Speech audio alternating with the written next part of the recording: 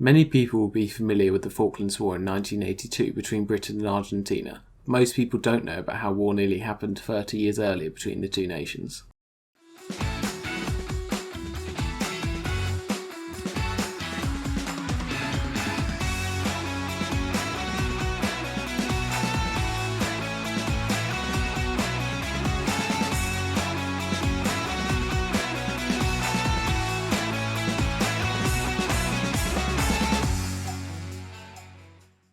At the start of the 20th century, interest in the unclaimed and unexplored continent of Antarctica exploded, with countries sending expeditions to explore the continent. Up to this point, Antarctica was seen as useless by nearly everyone, as it had no inhabitants and no known resources. But in the early 20th century, famously, the British and Norwegians raced to the South Pole, and this started a race to claim territory.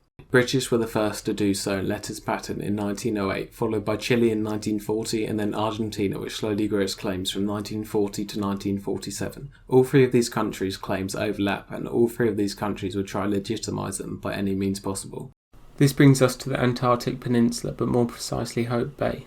During the Second World War, the British set up bases in the area to help fight the Germans, who were sinking merchant ships passing through Drake's Passage. The Argentines and Chileans saw this and then started to build their own bases to help bolster their claims, thinking the British were doing the same. In early 1945, the British set up a research base at Hope Bay and began expanding it quickly, installing multiple cabins and structures for the researchers to work and live in. The site was set up next to the famous Otto Nordenskjöld stone hut that kept his crew alive after the ship that sent to save them in Sweden's South Polar expedition sunk. Much like Nordenskjöld's expedition, the British ran out of luck, and in 1948 the research station burned down and was abandoned.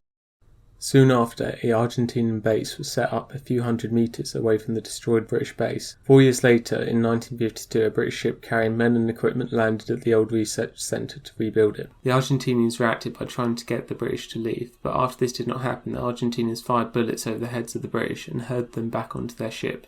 Once the British had landed back on the Falklands, they told Sir Miles Clifford, the Governor of Falklands and in extent the British Antarctic Territory, what had happened. He immediately messaged the Colonial Office, telling them what had happened, and said this presumably constitutes an act of war. Clifford then assembled a detachment of Marines and boarded the HMS Burghead Bay, a World War II frigate, and then headed to Hope Bay, despite not receiving a response from Britain. The British frigate arrived on the 4th of February, but by then the British had made the Argentinians publicly apologise. The Argentinians said the guns were fired by accident and not in an offensive spirit, and said the commanding officer overstood his authority. This didn't stop the landing party showing its force, scaring the Argentinians back to their base. The Marines in the frigate stayed until the research centre was finished. However, HMS Birkenhead then ran aground in bad weather on the 7th and was forced to return back to the Falklands with the Marines. The Argentine personnel were later welcomed back to Argentina as heroes.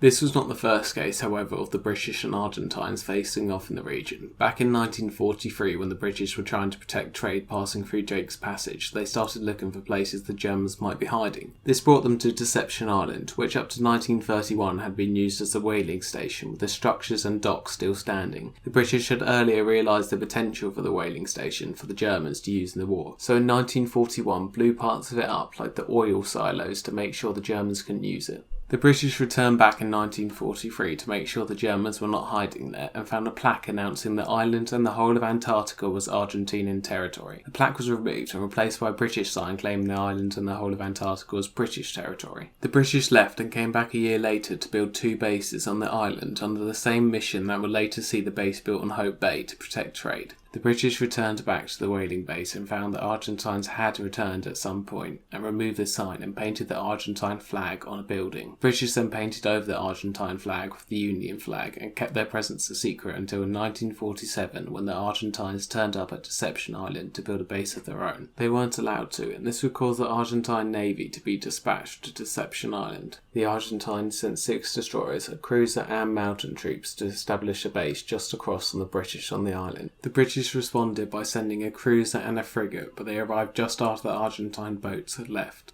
2 years later, both Argentina and Chile were expanding their bases in the region and were regularly sending warships into the waters. The British then sent several warships to the region, and this escalated tension until the Americans helped to relieve the situation by getting the 3 countries to agree on banning their warships from entering the Antarctic territory. This was broken, however, in the Hope Bay incident by the British.